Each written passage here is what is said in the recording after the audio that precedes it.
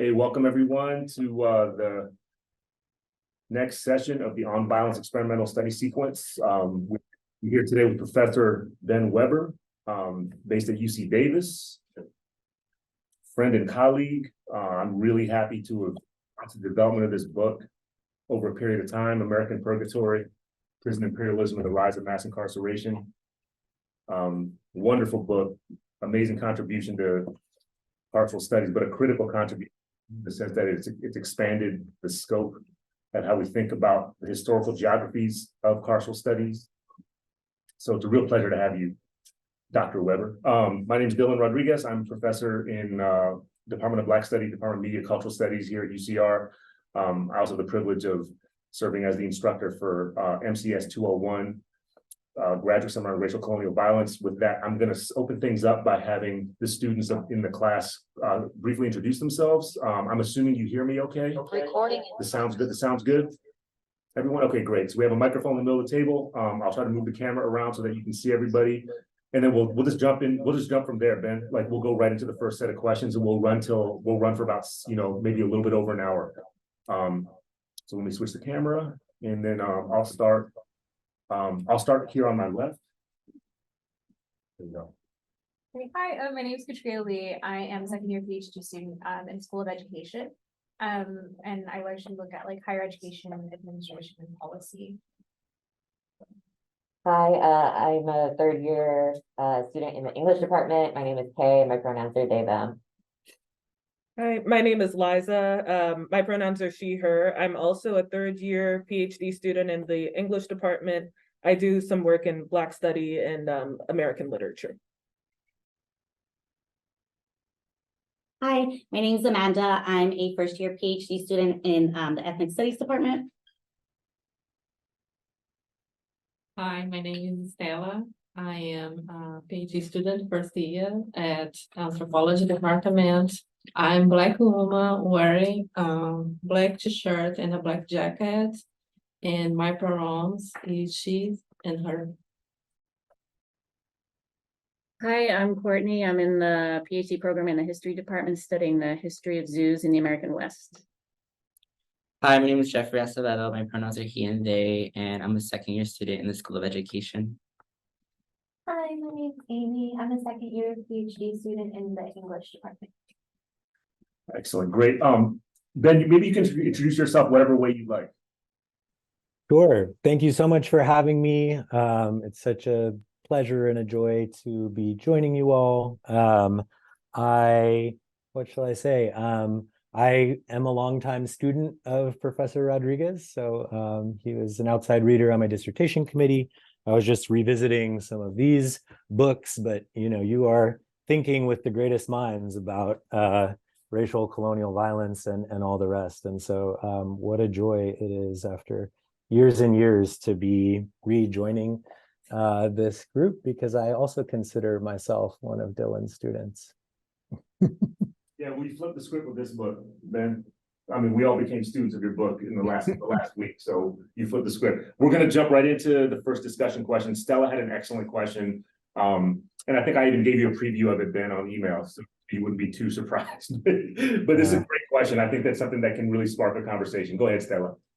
Okay, I just put the question on the chat for help about my pronunciation, but so thank you for your book. I really appreciate it. I enjoyed reading. And my question is, how does the Philippines prison system mirror that the US prison industrial complex? And are they influenced by US, or does the US created the system based on US interests? Yeah, that's such a great question. Thanks for starting us off there, Stella.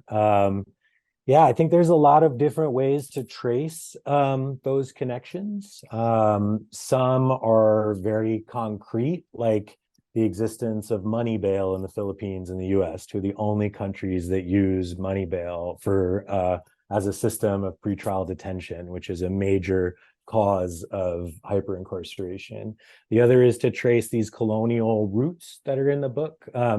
So, one of the things that you saw more recently under Duterte was these extrajudicial killings, and he was calling it like a war on drugs and tough on crime and all the same rhetoric that's used to justify the kind of targeted killing of people who are criminalized, systematically criminalized in the United States. You see that showing up much later in the Philippines. But of course, the rootedness of these systems, like, the US both exported technologies of control, social control, pioneered, things that became at the center of the rise of the surveillance state, not just in the US, but then also in the Philippines. And then there are, other kind of ways to look at the circulations of racial violence and the technologies. But the US, the prison system certainly mirrors the US, continues to mirror the US. And the US also continues to export, both technologies and also through funding. And so, there were those protests, like the Million Flip-Flops protest in DC and stuff, where they were trying to say that the US should stop funding the kind of targeted killing of activists and other folks in the Philippines. And so, we could talk about a number of different ways to trace this, and Dylan's work and other people's work kind of structures some of those historical flows, like the deep rootedness of those things in technologies of racial violence. And so, it's a great place to start. So Ben, could we stay? Is it cool if we stay with that for a second, you all? Let's stay with that. I want to stay with that for a second, because I think one of the things that sparked my interest when I first read the book is precisely that set of historical continuities between what you name as the imperial and kind of colonial conquest foundations of both modern US carceral regimes, but also US nation building generally. How would you teach or think about the continuities, or maybe the discontinuities as well, between the period that you're examining as a historian, right? Between the period you're examining in this book and the 21st century kind of period in which there seems to have been there seems to have been an abrupt acceleration, if not a transformation, in how the Philippine nation state both embraced a kind of US 20th century, latter 20th century model of warfare as the structuring of its carceral regime, but actually, actually accelerated it. I mean, to the point where it was like both recognizable, but recognizable from a stateside perspective in a kind of perverse, in a perverse, exaggerated way, or apparently, to the extent that the administration, Duterte's administration, was actively calling for both police and deputized elimination of low level addicts and drug users, low level dealers, et cetera, et cetera. So could you help us just as a historian, like, how do you think about that connection in a way that's accounting for both the continuities and discontinuities, and that might help us make sense of what's been happening in the Philippines, and in that connection between the Philippines and US carceral regimes in recent times? Yeah. I remember, you asked me this question, can anti-Black technologies of racial violence be carried out against non-Black bodies? And so part of the discontinuities, or thinking about the comparisons and the things, is like technologies of criminalization that in the US context grew out of racial slavery and colonialism. So that were anti-Black technologies were also used against non-white people in empire. And so part of that is thinking about the relationship between specific modes of criminalization that are racialized, and then specific modes that are developed in colonial contexts that are both imperial and colonial. The continuity, like, one way to trace things really concretely, the continuity, is to look at the overlap between like things like prison policy and foreign policy. So the United States, when it exported certain kind of practices like the use of prison slavery, nowhere does it say that the prison system like naturally needs to use slavery and involuntary servitude as punishment for crime. And so that's something that the US exported onto the world, onto other places, that said like, no, you need to treat people like slaves by forcing them to work in highly visible and degrading ways, right? In order to establish racial hierarchy, in order to do these other things. And so the way that that plays out in post-colonial contexts through the criminalization of, you know, people convicted of drug crime or whatever else, is the continuation of this logic that like certain types of people are unfit for freedom, that they have to be punished in certain types of ways that put them not just whatever the like punishment is, but actually structure them at the bottom of a social hierarchy, stigmatize them in ways that they should be like feared and all the rest. So one of the ways that you can trace continuity is in foreign policy and prison policy. There's a set of assumptions and a set of that have remained relatively unchanged. So part of this is looking at, you know, an intellectual history of how ideas were exchanged in foreign policy and prison policy. And the basic assumptions about preemption, deterrence, retribution, rehabilitation, incapacitation, these sorts of things have remained surprisingly unchanged. And so if you want to trace a continuity, you can go right to the period in 1946 or even before, when the US is kind of first the handoff from military to civil kind of control, and then the handoff of a police state when the US was withdrawing. You can look really specifically at like how the prison guards and police people and like colonial officials, and then the first generation of Filipino civil servants were trained. What sorts of disciplinary knowledge were they given? And you can look at that same set of assumptions, right? Like, and to what extent were certain practices in the US prison system continued in the Filipino prison system.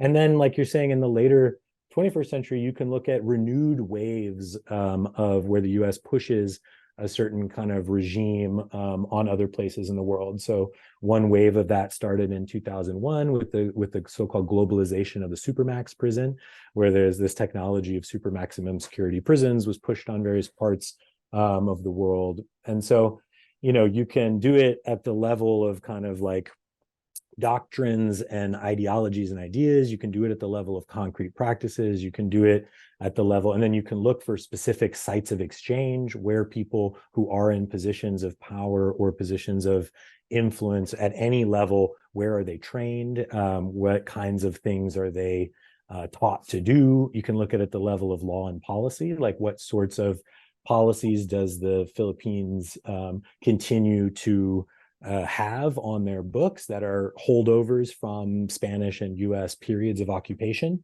And so things like money bail or something like that. And so, you know, but the people who experience this kind of targeted racial violence, like the continuity is so striking that it feels, you know, like sometimes an academic exercise when people are like, oh, you're flattening out the, you know, what about change over time and all the rest? And you're like, well, if racial violence is the continuing thing, like, let's be able to name that. And then if we need to support how to trace those flows really concretely, we can. But yeah, I think that, you know, there are, you know, the modalities or the modes through which racially targeted violence, practices of criminalization kind of take shift over time, but the continuity is striking in terms of how these modes of control and show up again and again. That's such a critical point. I want to say how much I appreciate the way that you frame this, Ben, because you know, one of the ways in which your book, I think, is so counter criminological and so counter to a certain type of criminological historiography is the refusal to temporally or geographically compartmentalize these kind of moments in carceral technology development, and carceral infrastructure development and whatnot. So just, I think everyone's gonna learn a lot from just thinking about what you said about continuity, how to think about continuity. Thank you for that. So I'm gonna pass it over to our other co-facilitators. So Stella and Amanda were our two co-facilitators for the discussion that preceded your joining us. Amanda had a really, I think, engaging, situated, I guess, extended biographical and familial, but also deeply collective reflection on some of the themes and theoretical structures and methodologies of the book. So I'm gonna actually share screen so she can talk through this one particular carceral site that resonated with her as she was reading the book. So let me share the screen and share this image. Oh, shoot, that was it. Sorry, it's right here.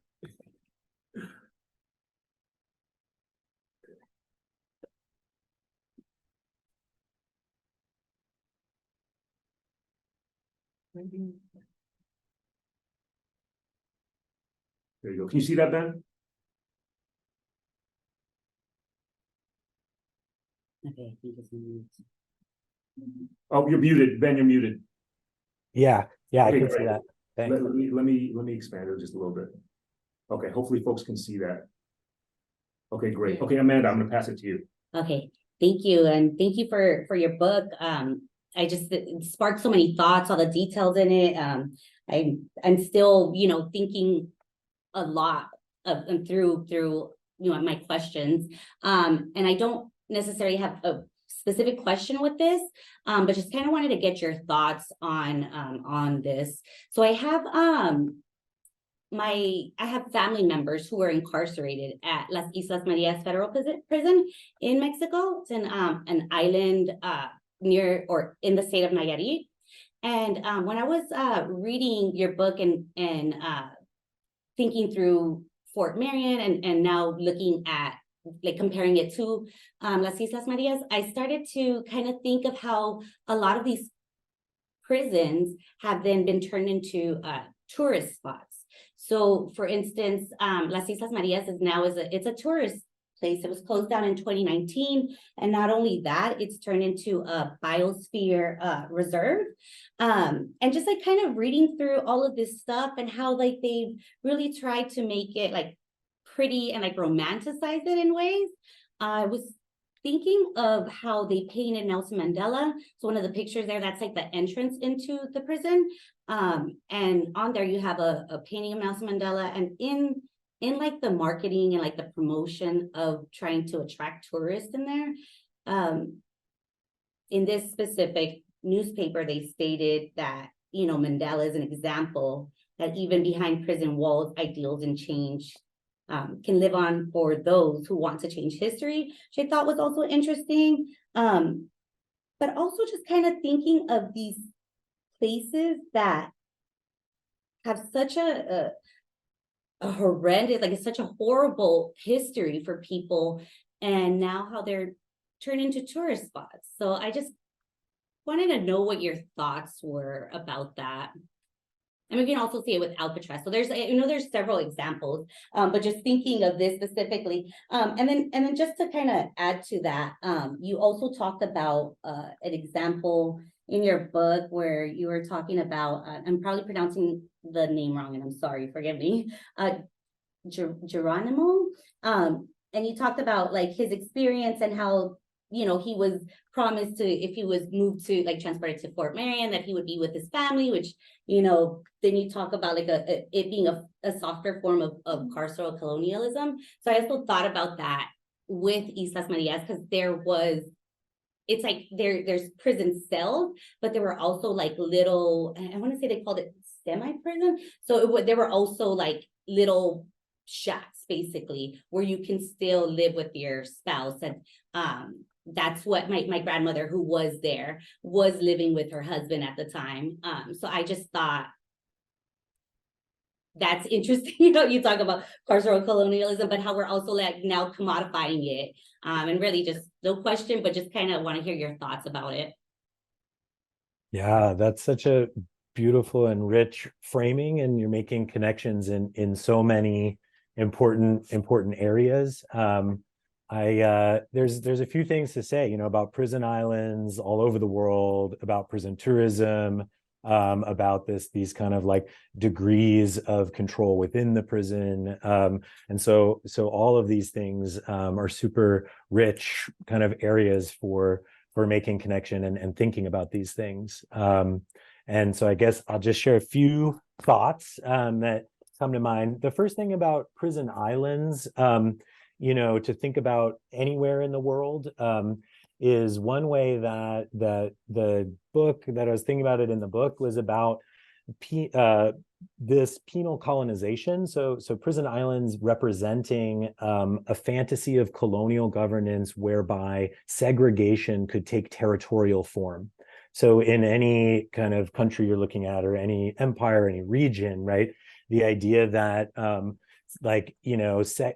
sending those who have been deemed criminal, like the most criminalized elements of any population, banishing them to an island, is this idea that you could segregate them territorially. And segregation in all these different contexts, and especially in white supremacist empires, ends up taking institutional and legal form in really nefarious ways that we're pretty familiar with that history in different places in the world. But so think about island prisons as like this kind of nasty racist fantasy, even as you're saying later, they become these tourist destinations that are beautified. And so with prison tourism, like you're saying, it's so weird that it would be a biodome or a tourist place and part of that, you could think about prison tourism as normalizing these like incredibly violent and racist histories. So rather than being able to see the island prison for what it was and how fucked up that fantasy of colonial governance and how racist that was, the prison tourism becomes a mode of normalization, normalizing this thing of like, oh, they had like these farms and they had their families and like whatever, right? And so prison tourism is really, really messed up on so many levels. I remember when we were, living in Louisiana, doing work at Angola, Louisiana State Penitentiary, they have this prison tourism where they take people through their death row, which is like an actual operating death row. And they're like, here's where Green Mile was filmed. And like the people and they have this rodeo and this other thing. But anyway, the kind of prison tourism that happens in an actually operating prison, right, tells people who kind of walk through there and come face to face with human beings in cages that that's somehow okay or normal or part of this system, and either with like devastating consequences that the people who walk through there have to process for a very, very long time, or with these I now believe in more in law and order, this thing is working.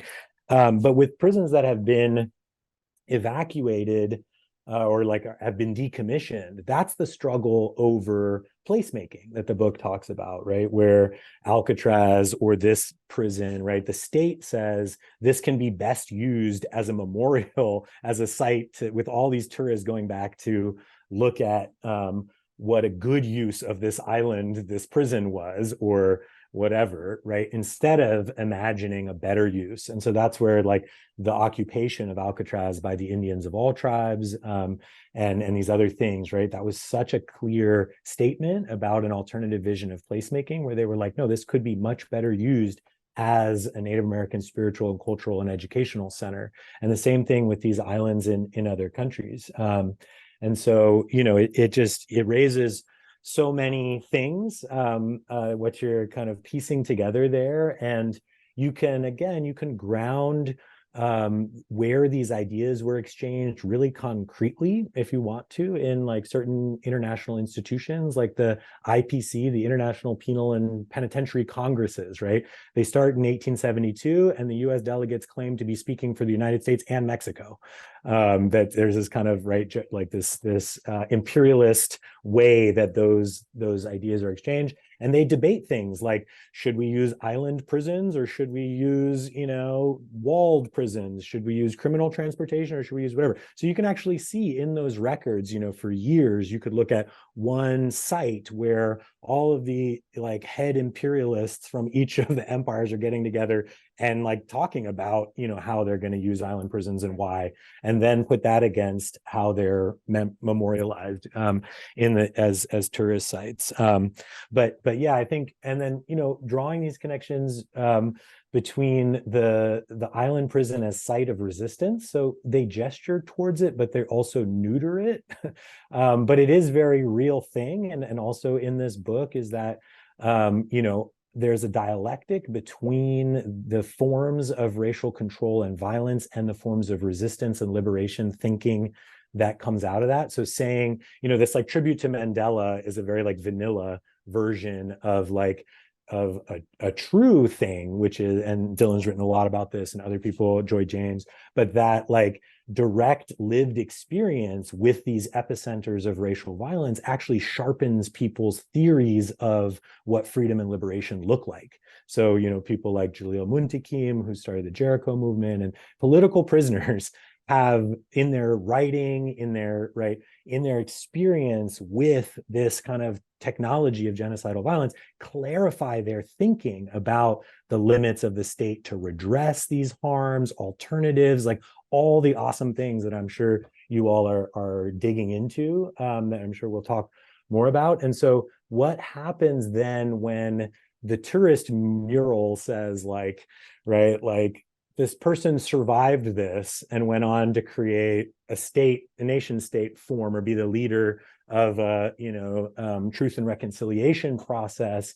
And so that's the symbol of that, and no knocks on Mandela, rather than like some really radical political prisoners or others whose ideas were not seen as palatable, were more radical, more visionary. But the true thing is that you know, the state tries to control these anti-colonial liberation visions by imprisoning them, but ironically that actually sharpens their ideas about freedom in some ways. And people, you know, Christina Heatherton is talking about prisons as convergent spaces, you know, the Alderson Women's Prison, there's a chapter in this book where, you know, at one point you have Puerto Rican nationalists, Black women communists, like you have people from all these, and, you know, from all these different movements who are there together, you know, theorizing and building and dreaming. So I think one thing that you're laying out in looking at this prison in relationship to Robben Island, in relationship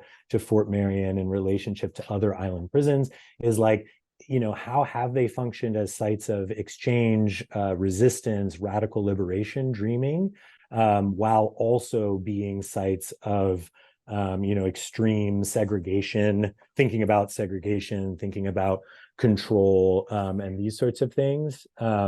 And then the tourism element, you know, just adds this whole other layer of like, you know, how have these histories been hidden, how have things that are really terrible and violent been sort of normalized, how have what's been the kind of whitewashing of some of these places. And I think there's also a kind of circuit of people who direct prison labor at these island penal colonies. So the other one to look at in Panama is Coiba Island off the coast of Panama, and like the same person who's directing prison labor on the in the Panama Canal Zone for the U.S. then gets a job directing prison labor for the Panamanian government on the island of Coiba. And so this is also a way that certain people make careers for themselves in Latin America. And you know, and then he owns plantations in Bouquet, and he's in that chapter. But what I think Robert Lamastus is one example, but one thing that's not in that chapter is that his next job is for the Panamanian government running their prison farm on Coiba Island, which then also gets turned into a nature reserve and a tourist site. And so I think, you know, like Dylan was saying, being alive to these continuities and thinking kind of expansively about what's happening between these places, you can always go back and ground the moments of transfer or specific things, but thinking really, really broadly about, you know, what was an island prison used to do, And the last thing I'll say about Geronimo and the use of Fort Marion is that this has also always been a technology of family separation, that like in the idea of sending people to far-flung networks of islands has been that part of the punishment is not just punishing the person being targeted, but it's punishing their families, their communities, their networks of belonging, and that's very much an a colonial technology of control. It's part of counterinsurgency doctrine, is to target and traumatize broader swaths of the population. So it's not just the person being removed, or being shot 58 times or whatever it is. It's the message that sends to people who might be in that world. And so there's a very famous line from one of J. Edgar Hoover's FBI people, and during the illegal COINTELPRO time, where he writes, Black youth and moderates must be made to realize that if they succumb to revolutionary teaching, they'll be dead revolutionaries. And it becomes really clear, they're not just targeting Fred Hampton and these, the rise of a so-called Black Messiah, but they're also using outsized racial violence to intimidate and traumatize huge other portions of the population. And that's directly in counterinsurgency doctrine about how to control broader populations. So yeah, I think all of the connections you're making and all of the ways that I think you're being encouraged to think in settings like this and with people like Dylan is going to be so fruitful, both for your family members in processing that really traumatizing history, and also for thinking about alternatives, like what really could be done with spaces like that island. And so thanks for sharing that, and for kind of bringing us into this conversation. Liza just put a great question in the chat. So I'm gonna let Liza bring it through, because it's in direct continuity with I think this discussion right here. Yeah, I think you were already touching on this a bit with your thinking about prisons and imprisoning spaces as a form of punishment and a way of separating people from their larger communities. My question in the chat is, I'm curious about how you observe connections between the imperial tactic of displacement and carcerality. From gentrification to reservations, why do imperial projects destabilize people's connections to land and home? Yeah, that's a brilliant question, and it fits exactly with what we're talking about. So thanks for raising that and framing it in that way. One way to think about it is through enclosure, and there's been some good work on that comes out of Black studies, it comes out of critical ethnic studies, right? And so enclosure is one kind of move of racial colonial control. And the other that we're talking about now is transportation, right? Is sending people to so I think that's an important thing to remember, that it's not always the enclosure onto reservation, but that's working in concert with the targeted removal and a long history of family separation as a strategy of control. So if you look at like in prison writing, a lot of the activists in the Black Power movement will talk about prisons as slave ships on dry land, which is this ultimate site of enclosure, and then also as penal colonies. So even though it's not an island or whatever, like this far-flung network of prisons in the US, the federal prison system, is likened to a penal colony because of how far away it is from people's communities and networks of belonging. And that's very intentional. And you can look at it in different places, but even recently there's this thing in cities called Project Exile or whatever, that was intentionally creating like harsher mandatory minimum sentences for like crimes that involve drugs and guns, to send people to a network of federal prisons, which is much further away than these other prisons. And then, in terms of gentrification, I mean, regimes of private property in terms of gentrification, like all the way that those are policed. I think that people often don't think of gentrification in the way that with how much violence is associated with it, with policing it, right? And so that's a really good thing to name, is that physically forced removal is an incredibly violent process, even when that's normalized in the present through like certain logics of like capitalism or whatever else, right? Which is like, oh, it's the private market that's doing this. Like, no, the state's violence is then doing the policing and the forcing removal. And so I think that kind of like prison tourism, it's really important to look at these other things that you're naming, like gentrification, and say like, these are not just products of like a housing market or this or that, but like the state has to be central to the violence that's required to displace massive amounts of people. I wanted to actually think about some of the strange and unexpected things that the state will do as a part from this. And actually, I'm going to pick on Amy, because Amy shared a thought with us that I'd like to take Amy's point and maybe turn it into a question for you in a second. But Amy, why don't you share what you shared with us a second? It's more of just a thought, but in Mexico, there was a prison called the Lecumberri prison. And it was created by the government during the Porfirian era, specifically to imprison those who opposed the president at that time. And then after he was, removed from office, the prison space was turned into a general archive for Mexico. And it also is a place of tourism, but I'm curious, like, what your thoughts are on using a prison space as sort of a representation or a space for government, like the government institution, I guess. But yeah, those were my thoughts. Yeah, no, and I was gonna build on Amy's point to ask you as well whether there was anything in your kind of archival work, in your methodologically and otherwise, that was surprising. Surprising, like in the disturbing ways that Amy was talking about, what essentially is like a political prison that gets turned into a form of archival statecraft. Whether you encountered anything like that in doing your work for this book, and also, and of course, I also want to respect the question that Amy was raising as well, just generally about what you make of how the state creates archives out of these sites of political incarceration. Yeah, it's a great point. And I think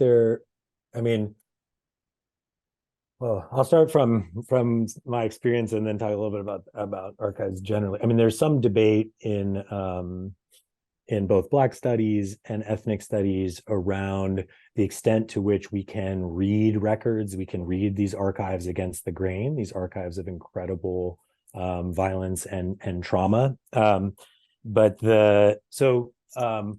One thing I'll share is that, and this is in the beginning of the book, but, there are records from the period of US occupation still in the prisons in the Philippines that were functioning prisons and other sites of US empire. And so that's a place where they're actually still operating as a prison, but it's a de facto repository for these records. And then the question is not, and we'll get to where you're at, where they've actually gotten rid of the prison function and shifted to a purely archival function. But okay, so the surprising thing, and the book actually opens with this about those records in the Philippines, was that they can perhaps be used to recover some understanding of the anti-colonial resistance movements to a totalizing form of state violence. And so, the prison intake record or the mug shot that are kept in Bilibid prison, they kept having these tattoos of the flag of the Katipunan Brotherhood of anti-colonial revolutionaries who fought first against Spanish and then US colonial control. So one thing that surprised me was, seeing how the US state's form of surveillance, they would describe these tattoos and not recognize them as the flag of the anti-colonial revolutionary movement. So they were like shaded starface, like 8-pointed starface, whatever. But realizing that they had just turned anti-colonial freedom fighters into outlaws, bandits, and criminals through a series of legislation, but that trace remains in the archive in ways that weren't named by the state. Like nowhere in their intake record are they described as members of the Katipunan Brotherhood. And so that's one reason why it might be worth looking at records to see what we, if we read Archives Against the Grain, for traces of anti-colonial resistance and not just for records of totalizing violence and control. And so, and then the other thing that raised, which for me is just as a methodological question, is like just how these asymmetries of access to information operate. So like, with a US passport and this packaging and a Harvard letter of introduction, like they will let me into a prison in the Philippines to look at their records. Do you think that an activist in the Philippines or someone or a descendant or anyone else would have had that same access? And so while that's not surprising, it's wildly fucked up. And it's something that we have to be like transparent and talk about. And it creates a different imperative. Like, so academia has an imperative to like produce knowledge and whatever, and that's fine. And it has its function. But there's a moral imperative when you're dealing with the records of someone's family, like, you shared earlier, or in this case, the descendants and stuff, where if you gain access to things that other people are not allowed to access, how then do you work in community to make the most of that source or that archive, or to kind of use it in the service of liberation and of movement building and social movements, and not just like, oh, like now I can produce this like new piece of knowledge, which again has its function. And then the broader thing that you're saying about when prisons are retired and then become these symbols of, like to be venerated, whether, we don't look at archives as, I don't, as, something to be like venerated or respected or lauded, but similar to the movement to like take down Confederate generals and all the rest, and similar to what we were talking about with prison tourism, is that like making the prison site then the archive, right, says what the state values. And to a lot of people, it says that this should be respected and looked up to and applauded, similar to the way that putting a statue of a Confederate general says this is something that the state invests money in, they want you to look up to, like literally look up to. And so I think that similar to prison tourism, using a former prison site in that way sends a particular message about what the state values and wants its subjects to value, and where they want to spend money and all the rest. Thank you. There's I'm gonna go back to Stella. Stella had a question that came out of the tail end of one of your chapters that I think, again, is asking you to kind of jump across sects and across carceral technologies, literally. Thank you. Yeah, I already put on the chat. How could facial recognition be related to anti-Black logic? Yeah, that's a great question. And there's someone named Simone Brown who does really, really good work on this. And so some of the kind of things that I trace, and you'll find that in the notes and stuff, like oftentimes if there's a gesture towards some things, I think at the end of that chapter, I'm talking about how incarceration and these technologies of electronic monitoring and facial recognition and stuff are prison imperialism's next frontier, because are kind of where this is going. But then if you look in the notes, right, there's people who do incredible work on incarceration. So out here in the Bay Area, there's the Center for Media Justice. They really did a lot to bring people's awareness to this. And people like James Kilgore. But Simone Brown has this book on the surveillance of Blackness, where she traces that idea of like visibility, legibility, all the rest back to racial slavery. So that's a really good kind of thing to take a look at. She's got some articles and some books on this, but one of the ways she's talking about these parallels is like the ways that things become legible in the records from slavery, and the kind of technologies of legibility that are rooted in racial slavery. And I think what your question raises is like, sometimes it's hard because people are like, oh, that's so long ago and they didn't have computers and stuff. But like that's not that shouldn't stop you from trying to trace a logic or a practice or something like this, or to name the way that it's not just about the form that the technology takes. It's about all of these other associated things. And so, you know, the rootedness of that can be traced in different ways. But I think Simone Brown's work is probably the best. Ruha Benjamin has some stuff on captivating technologies like anti-Blackness in modern technologies. That's very good. But yeah, I mean, part of this as an approach is like what I'm looking at is the rootedness in racial slavery, and then the way that it becomes a recurring fantasy of colonial governance, this idea of the prison without walls. But that's also, you know, that's where that chapter is like, how are people controlled, you know, more and more amounts of people in the name of supposed reform. And so that's also, right, the practices of surveillance that were developed on the plantation and everything else beyond the physical kind of chaining of people.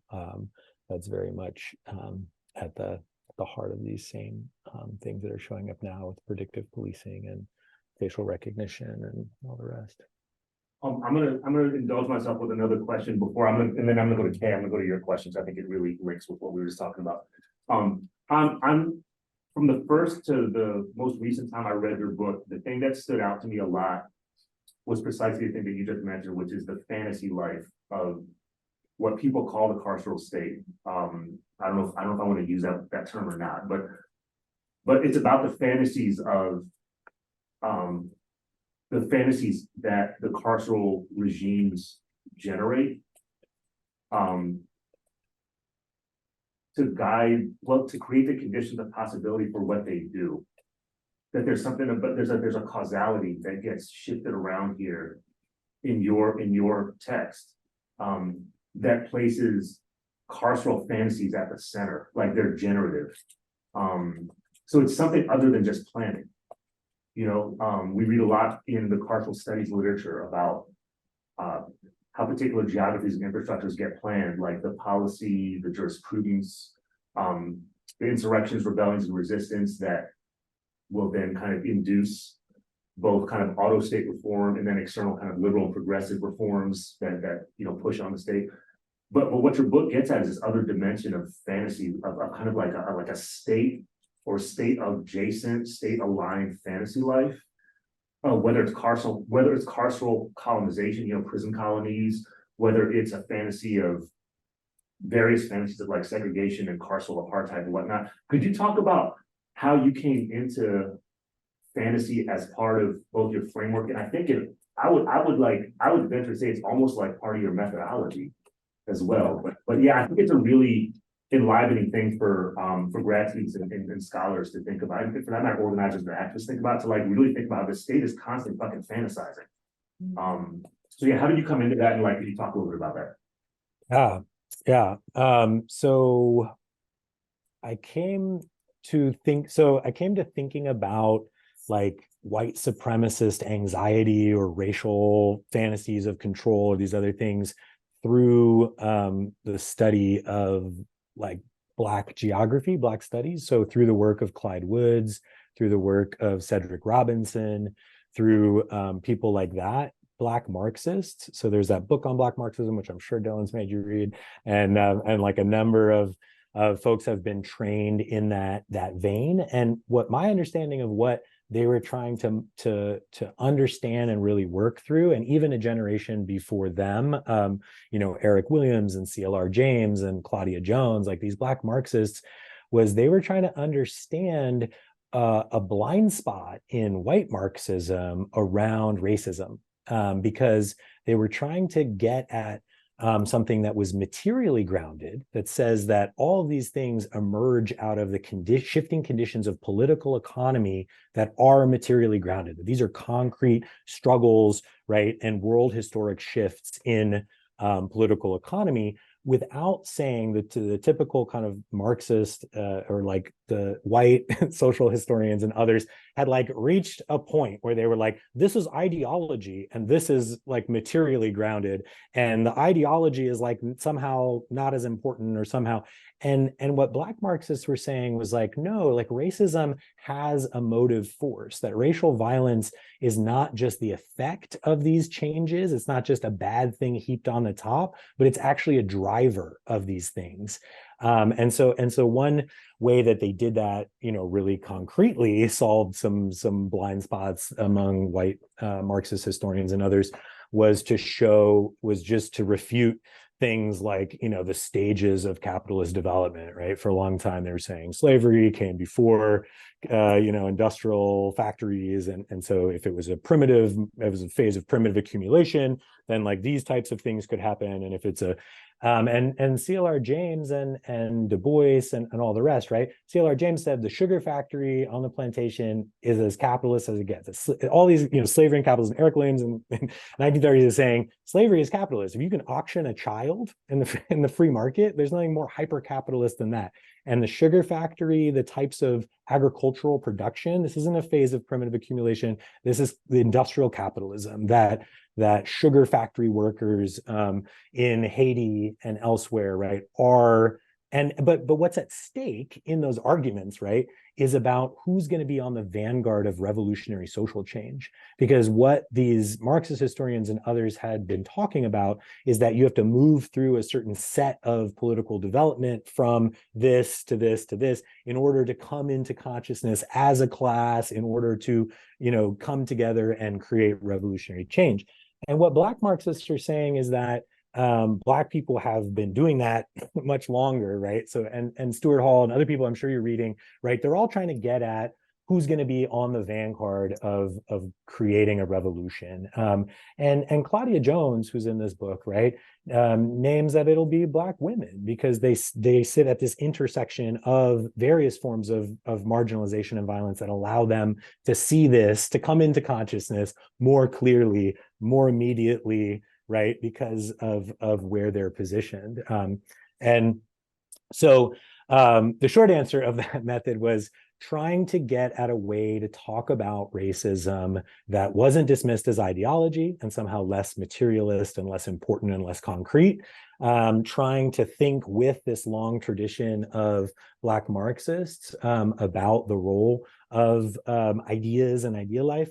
And then part of it is just like a kind of not dumb, but like straightforward methodological thing, which is like, if in reading the diaries of prison wardens and politicians like Thomas Jefferson and others, if these recurring fantasies of colonial or racial governance keep occurring, how do I take them seriously, even if they didn't produce the thing that they were fantasizing about? Because I know they produced a whole lot of other things.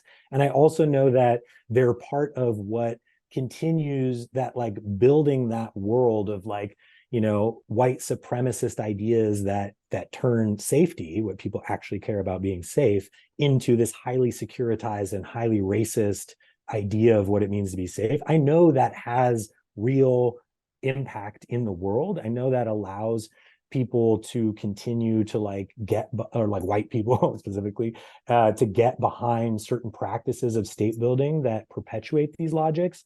And so, yeah, if something keeps occurring, like one thing that kept recurring was the idea that white people would be outbred or outnumbered, right? This recognition that white people on the global stage are in fact a microscopic minority, and that produces a certain anxiety, a certain moral precariousness of whiteness and white being that has real concrete policy impact, and also affects these, you know, we always get these questions of like, well, how can the public like go for this, like extreme militarization, extreme violence, right? And so part of like trying to think through how that, like, you know, process of being duped, what, you know, Du Bois talked about, like the wages of whiteness, like what are the advantages, the material advantages of white supremacy to people who imagine themselves as part of a kind of white nation. So yeah, I think it was, I appreciate you naming it as part of my method. That's generous, but it is something that I've been trying to think through in kind of a muddled and messy way. And maybe that encourages me to think a little bit more about it in terms of a way of theorizing or helping to theorize racism and some other things. I mean, I think we did read Cedric Robinson's Black Marxism. We read a good chunk of it earlier on in the seminar. And so I think what your focus on the fantasy life, the carceral fantasy life of the state, and kind of the extended set of organic intellectuals that are tied to the carceral fantasy life of the state, it's actually, in my view, an explication of how racial capitalism works. So I really do, I deeply appreciate how your immediate part of the response was pushing us to center that kind of tradition of Black Marxists as a challenge to the orthodoxies of Eurocentric and, you know, and kind of white variant forms of Marxism that don't want to think about the kind of the rudimentary, the structuring violence of that fantasy life, of that kind of anti-Black and colonial fantasy life. So I think that's really deep and it's very enabling intellectually for a lot of us. I wanted to let Kay raise a great question that they brought up earlier in our discussion before you came on as well. So go ahead, Kay. Yeah, I think you did kind of already speak to it, both in talking about eugenics with Dylan's question and answering Stella's question. But mine was just a question related to Stella's, which was, and maybe if you have like additional thoughts, about essentially like the direct connection between like scientific racism and like the idea that you could read criminality in people's faces, and like facial recognition technologies. Like if you see that as a direct connection, or I guess like a through line, or like just kind of like a reiteration, like a reemergent kind of thing.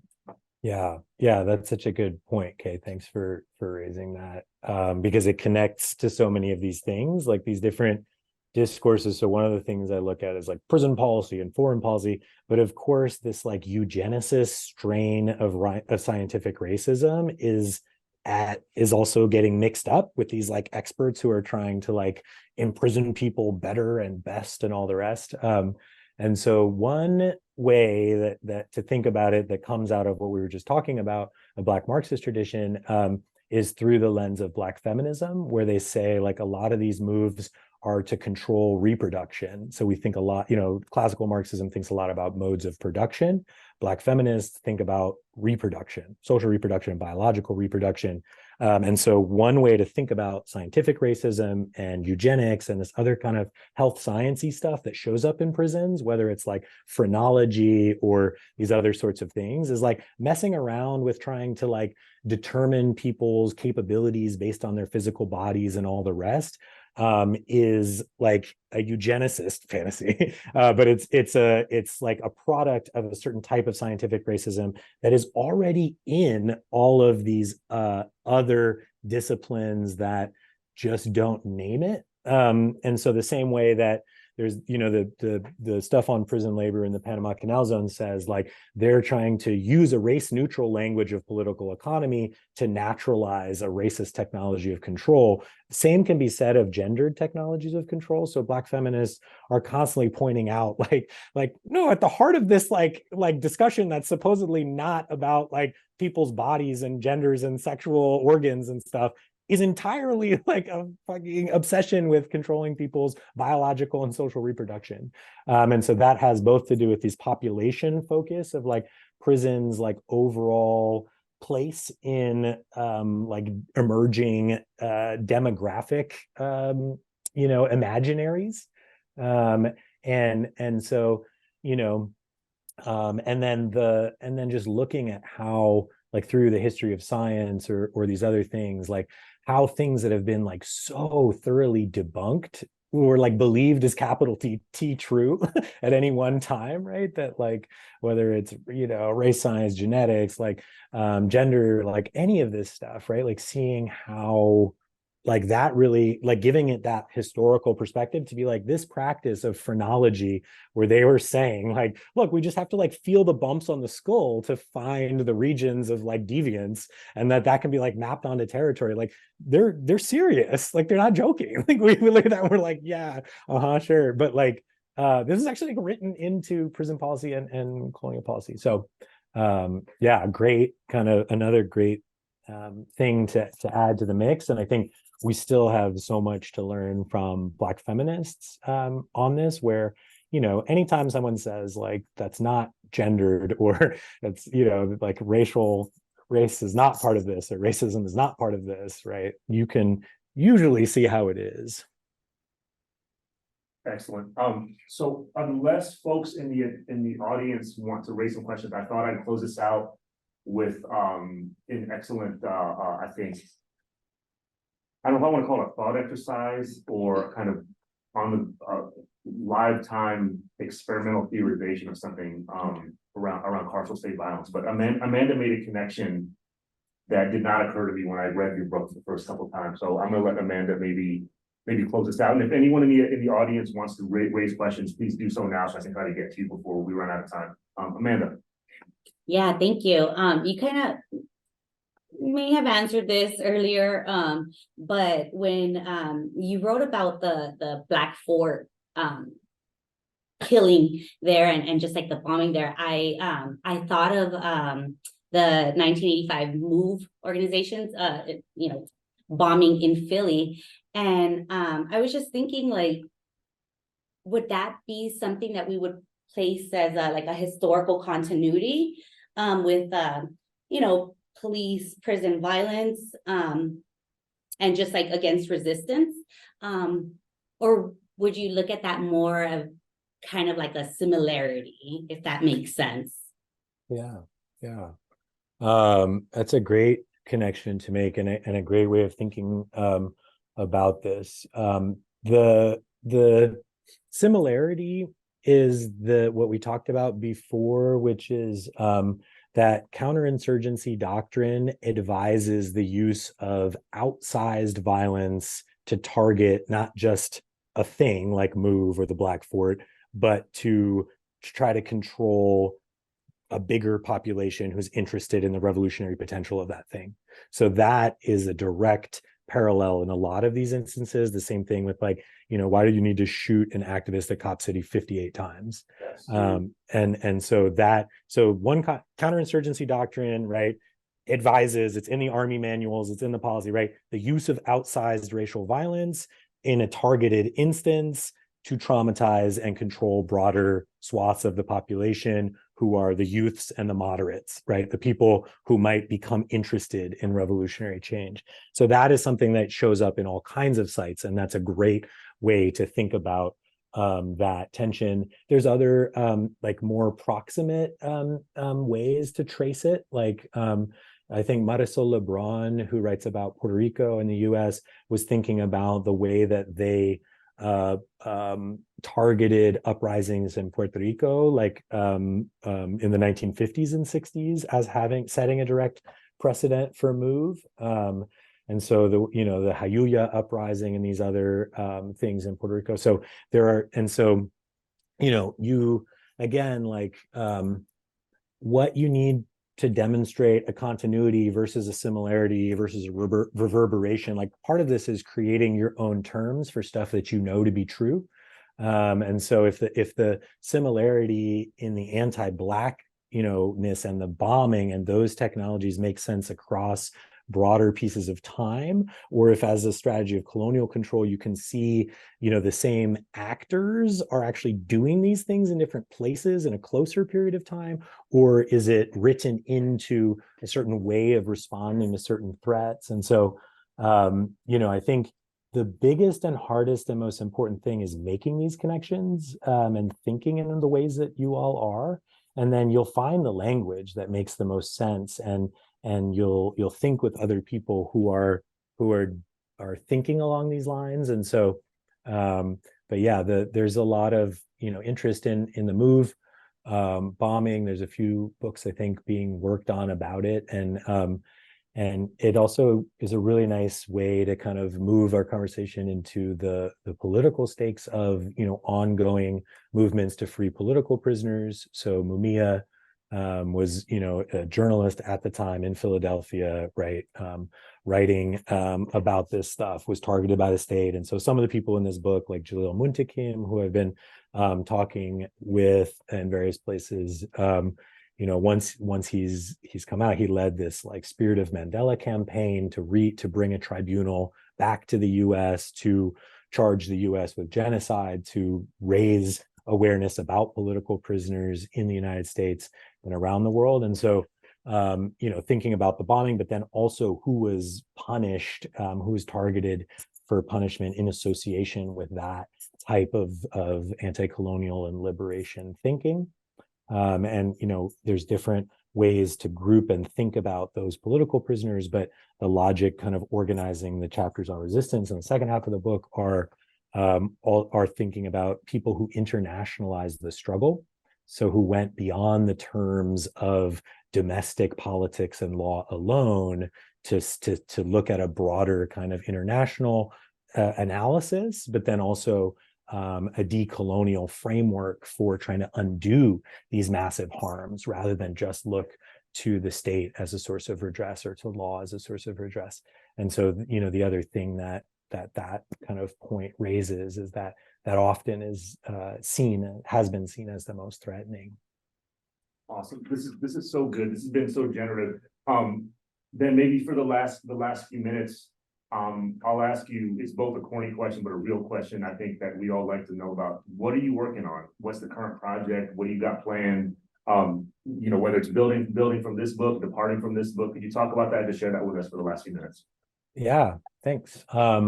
So one, in the first kind of grounded way, what is building out of this work on the activist side is continued kind of mobilization and support for the things that I was just talking about. So Jalil Muntaqim is involved in this thing in New York called 13th Forward to abolish prison slavery. There's a national network across the country to end prison slavery. And so when we talk about abolition, when we talk about movement building, there's the piece of it that is ending practices like the use of prison slavery, but then there's the much bigger piece of it, which you're learning with Dylan and probably involved in a day-to-day way, which are just these everyday messy practices of world building, of imagining otherwise, of doing things. So there's the actual work that comes out of the book on the ground with people who are seeking to try to redress some of these harms.